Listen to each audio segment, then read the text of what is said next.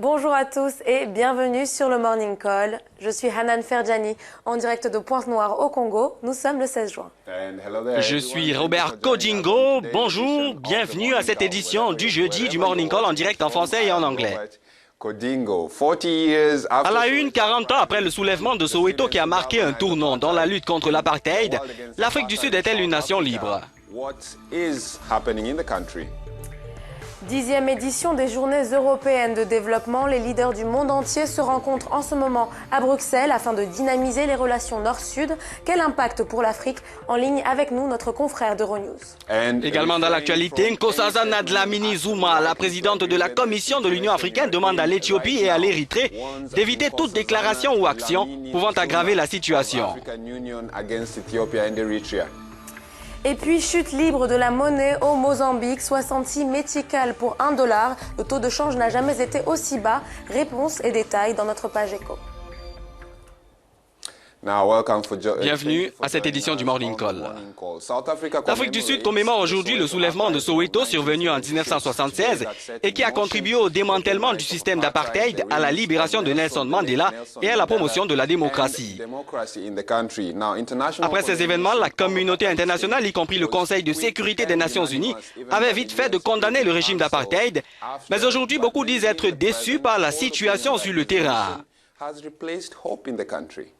Et c'est un anniversaire sur fond de mécontentement qui a lieu cette année, car pour la première fois depuis le soulèvement sanglant des écoliers de Soweto, des anciens soldats blancs du régime de l'apartheid ont été invités à marcher côte à côte avec des élèves noirs samedi dans le township. Une honte pour les familles qui n'ont pas oublié familles des victimes, qui n'ont pas oublié les atrocités de la répression. Écoutez le témoignage de Dan Muntiti qui a participé à ce mouvement de contestation.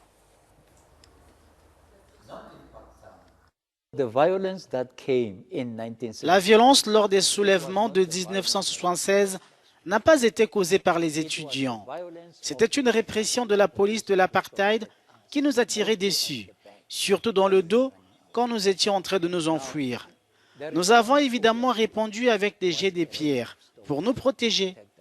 Nous avons lancé des pierres et ils ont commencé à tirer. Le 16 juin, on a mis le feu aux poudres. Nous n'avons fait qu'allumer la mèche qui a fait exploser toute l'Afrique du Sud. Pour nous, le 11 juin est une occasion que les anciens policiers viennent, qu'ils voient que nous sommes des êtres humains. Nous n'avons pas d'armes. Nous souhaitons la réconciliation.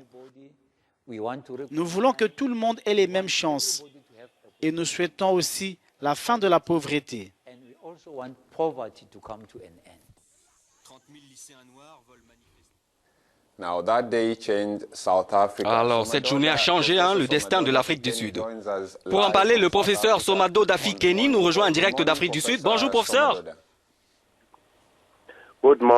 Bonjour.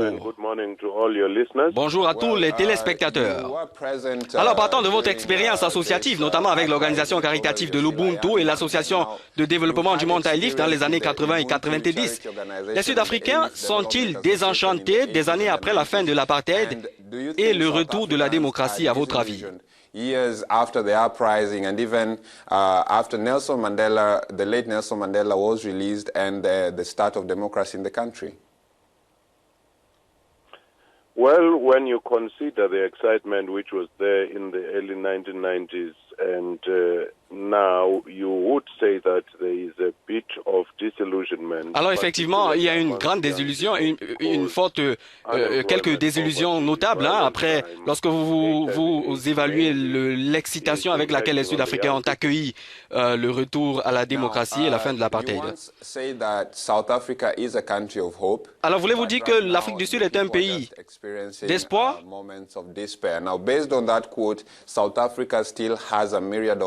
Alors l'Afrique du Sud continue d'avoir une série de problèmes, parmi lesquels la discrimination raciale, la violence policière, pour ne citer que cela. Que faire pour en sortir des points de vue politiques et économiques, notamment, professeur?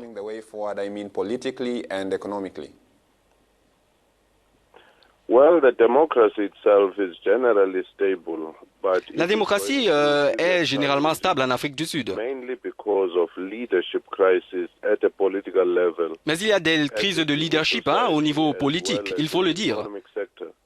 It will take leadership rising from those spheres to exploit the potential of the country. Alors le potentiel du pays devrait être exploité par les leaders politiques et non se livrer, ils ne devraient pas se livrer à des querelles inutiles. Il y a également le manque de vision qui plombe effectivement le développement du pays. In future, we may tackle these problems. Now, are you saying that the leadership in South Africa currently is not fit enough for South Africa? Alors, êtes-vous en train de dire que le développement, le leadership actuel en Afrique du Sud n'est pas intéressant pour le pays? You do have capable leaders at a political level. The infighting and the claims of corruption. Mais il y a beaucoup de problèmes de corruption en Afrique du Sud, malgré le fait qu'on ait des leaders qui sont compétents. Where people would be hoping that leaders would be curving. Alors, ce que les gens attendent, c'est tout simplement que ces leaders se préoccupent de ces questions, la corruption, la gestion, les questions sociales, l'égalité, les inégalités sociales qui sont qui existent en Afrique du Sud. C'était le professeur Somadoda Fikeni, analyste politique basé à Johannesburg.